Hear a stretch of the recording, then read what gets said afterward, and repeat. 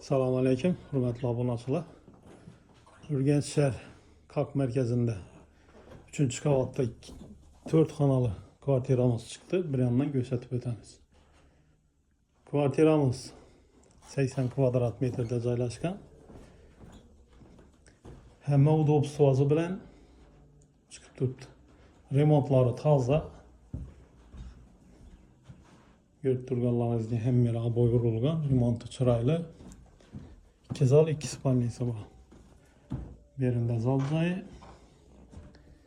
birində yenə bir zalcayı var. Bu giriş eşikimiz prixoşkələ qoyulğan. Hacətxanası, vannaxanası, sanuzel. Bir də 2 altılıq verandası var. Kimə qızıq bolsa şu evimiz pəsdə telefondan veriləni qaldıramam. Narxına aytib ötəmiz 450 milyon son. Ürgənc şəhər Kalk mərkəzində yerləşən.